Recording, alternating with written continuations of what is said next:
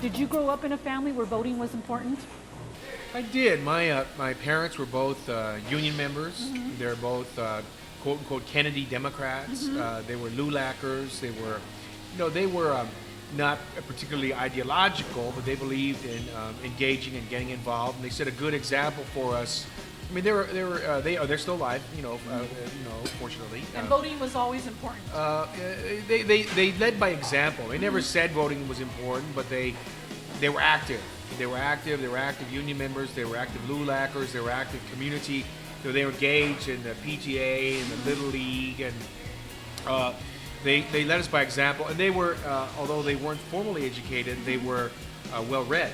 They were always reading and taking night classes. They're very engaged in society. Well, talking about engaged in politics, Mexican Americans turned out in great forces for the last presidential election.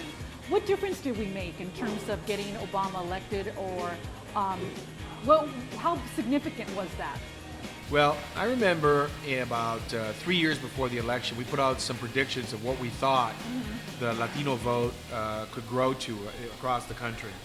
And people sort of giggled when we said we think we can have 12 million registered voters, and we think we can have 10 million votes cast. It take a lot of organizing. We think we can raise our participation that much, and we think we can have a lot of impact in places like that typically Latinos don't have impact in.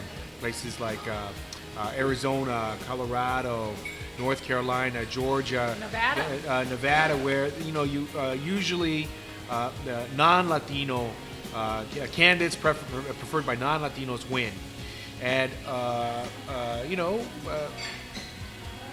predictions were correct. Did Latinos help get Barack Obama elected? Latinos helped Obama carry Nevada and New Mexico and Colorado and Indiana. Which were swing states. Those were the swing states. Were those Republican states before? Those were Republican states that got flipped to Democratic states on the strength of massive Latino registration and voting. It was first time ever. It was unprecedented. 4 or 5 states. New Mexico, but New Mexico is one that you do predict because it's so heavily Latino. Right. But New Mexico is a state that often votes Republican, not because of the Latino vote, because of non-Latino votes. So there's 3, 4, 5 states that Latinos really made a difference in. In addition to, there was a massive Latino voting wave everywhere. Here in California, there was never a doubt that Obama would win, but Latinos still mobilized, about 500,000 new voters. Just because it's a presidential race, and we have to show ourselves, show our colors, and we have to participate. And let me tell you, the big benefits. People say, "Well, we helped elect Obama. That's a big deal." We did, and it's true. But the real benefits are going to be this next year with redistricting. Redistricting, the 2010 elections, because now you'll have a lot more Latinos in place that can be mobilized for these races where you don't usually have high voter turnout, and our numbers will be even more important. Our worldview and policy and history and politics in the United States is a blacks versus white kind of viewpoint. How do we change that discussion?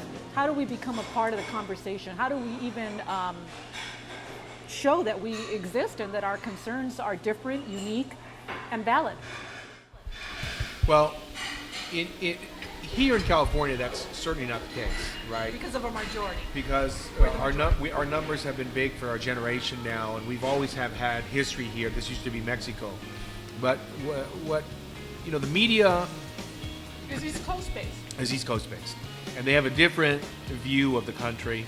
And I think at one level, it's happening now with Latino breakthroughs in culture, right? With the Latino celebrity, the emergence of Latino celebrity, the George Lopez's, the J-Los and stuff. That Salma Hayek's that are have become mainstream stars, and you begin to see it. The second thing you begin to see is because of the purchasing power of Latinos, companies are reorienting. So I need to sell to this market. So now you see more Latinos featured in English language commercials, right? Because they're trying to, capture that audience. I think, well, you have to embrace the messenger. Okay. So you see Latino messengers. Redistricting is the most successful way in which minorities have gained power in America. You say, what's redistricting? Redistricting defines how election districts are conformed. Who's in the election districts? Is it going to be East LA, or is East LA going to be divided in 10 parts?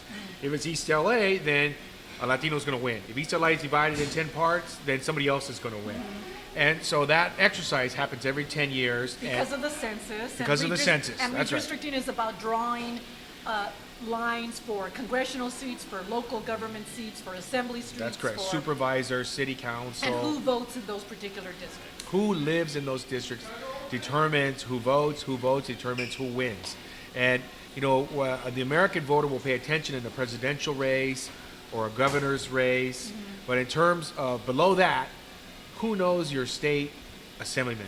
Well, nobody does. But they know their local representative. They may know their council member or their school board member. Maybe, and maybe not. But so who usually wins in those districts it depends on the makeup of the district. If it's a majority black district, then a black candidate will win. If it's a majority Asian, then an Asian candidate will win.